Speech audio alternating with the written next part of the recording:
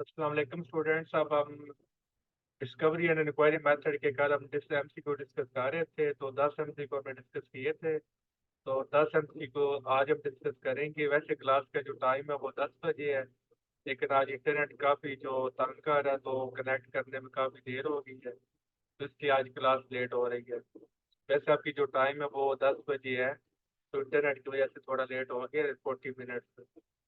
तो स्टार्ट करते हैं। आज हमें सिर्फ 10 MCQ करनी है।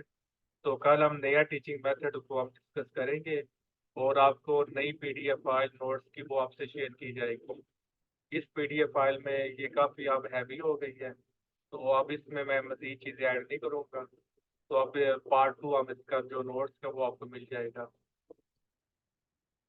तो देखिए, टीचिंग मेथड जो है ना वो तो काफ़ी सारे हैं, तो हम इम्पोर्टेंट इंपॉर्टेंट टीचिंग मेथड से करेंगे, ताकि आपके जो मैक्सिमम जो कोर्स आउटलाइन है वो आपकी कवर हो जाए। तो MCQ हमारे पास, what is the role of technology in supporting the discovery and inquiry method. कि टेक्नोलॉजी किस तरह मदद कर सकती है डिस्कवरी एंड इंक्वायरी मेथड में। पहला MCQ ऑप्शन है, टेक्नोलॉजी इज नॉट यूज्ड। क्या टेक्नोलॉजी यूज नहीं होती? जब आपने चीज़ों को डिस्कवर करना है तो विदाउट टेक्नोलॉजी करेंगे, बताएं।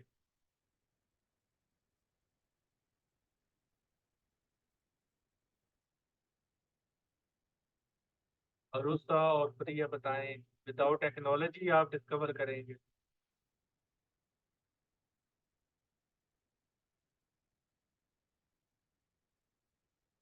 तो यानी कि ये वाला ऑप्शन तो नहीं हो सकता। Technology enhances student engagement and facilitates research. Technology limits creativity, तो टेक्नोलॉजी क्रिएटिविटी को लिमिट नहीं करती। Technology replaces the need for teacher guidance. Technology teacher को रिप्लेस नहीं कर सकती। तो इसका आंसर क्या होगा? ऑप्शन नंबर बी होगा। क्लियर है?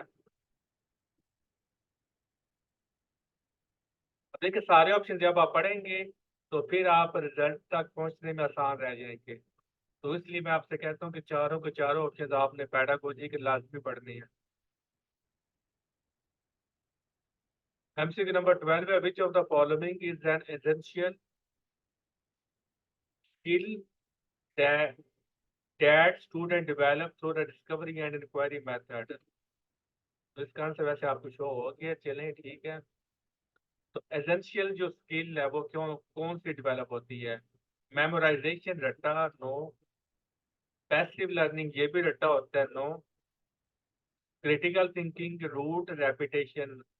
रूट का मतलब भी रट्टा होता है। तो फिर आंसर आप देखिए, की वर्ड जो थे सिर्फ वो मैंने पढ़े हैं, बाकी स्टेटमेंट मैंने नहीं पढ़ी, आपके सामने ही है। तो से ये इसलिए ना, जो की वर्ड होती हैं जस्ट आपने वो पढ़ के आप बाकी सेंटेंस पढ़ने की आपकी जरूरत ही नहीं पड़ेगी। तो इस तरह आपके जो टाइम है वो भी बच जाएगा।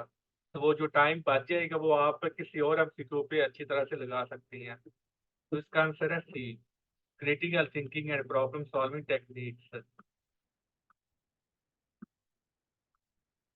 13 है, how does the discovery and inquiry method promote student motivation and engagement by providing rewards and punishment। Student को किस तरह आप मोटिवेट कर सकती हैं? By allowing student to choose their own topics of study, by limiting student autonomy and control, by following a rigid and predetermined. तो हमने देखा था कि प्री डिटरमिन्ड तो चीज़ें यहाँ पर नहीं होती। स्टूडेंट की ऑटोनॉमी अगर हम कंट्रोल कर दें या उनको उसको लिमिट कर दें, स्टूडेंट की जो खुद मुख्तारी है, तो स्टूडेंट मोटिवेट नहीं होगा। प्रोवाइडिंग रिवार्ड्स एंड पनिशमेंट्स, तो पनिशमेंट करने से जो स्टूडेंट होता है वो जाहिर है कि रिवॉर्ड से तो मोटिवेट हो जाएगा, लेकिन ये पनिशमेंट का वर्ड की वजह से ऑप्शन नंबर ए हमारा नहीं हो सकता। तो फिर कौन सा होगा? By allowing student to choose their own topic of study. जब आप स्टूडेंट को मोटिवेट करेंगे ना, उसे इजाज़त देंगे कि आप अपना जो टॉपिक है वो खुद चूज करें। जैसे अगर आपको साइंस में इंटरेस्ट है, आपको बायो में इंटरेस्ट है, आपको केमिस्ट्री में इंटरेस्ट है, तो वो वाली रिसर्च टॉपिक उसको दिया जाए तो स्टूडेंट के अंदर मोटिवेशन आ जाती है।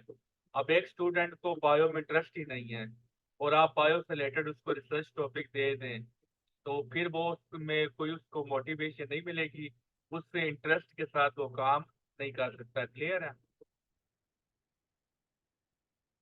14 है, which of the following is an example of real world application of discovery and inquiry method?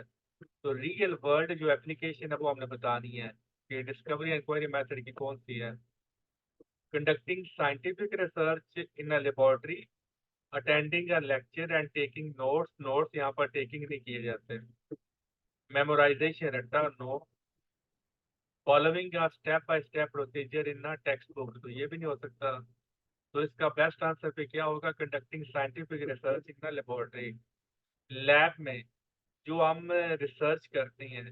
तो ये इसकी एक एग्जांपल है डिस्कवरी एंड इंक्वायरी मेथड की, कि हम वो चीज़ों को लैब में डिस्कवर कर सकते हैं, अब उस पर रिसर्च वगैरह कर सकते हैं। क्लियर है ये MCQ?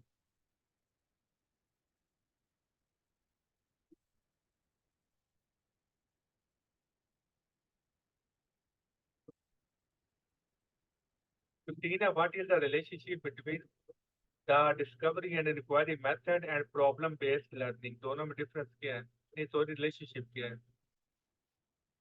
They are same teaching approach. Problem-based learning is a subset of discovery and inquiry method. Discovery and inquiry method is a subset of problem-based learning. They are unrelated approaches. Consider B.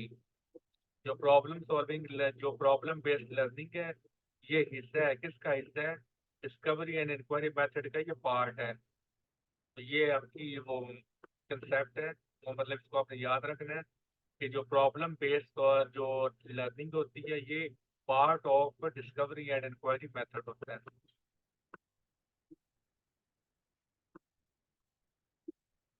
Sorry, इसके 20 MCQ नहीं थे, इसके 15 MCQ थे। ठीक है, तो चलिए फिर हम 5 MCQ थे इसके, और इसके MCQ नहीं है।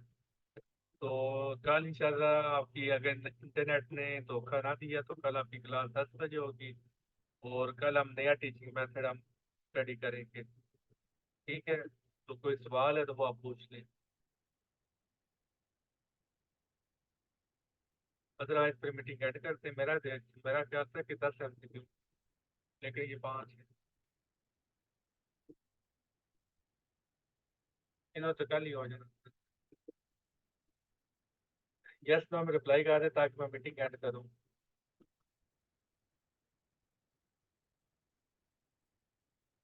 कोई सवाल है तो पूछ लें, कल हम नया टीचिंग मेथड हम डिस्कस करेंगे। चलिए ठीक है, फिर अल्लाह हाफ़िज़।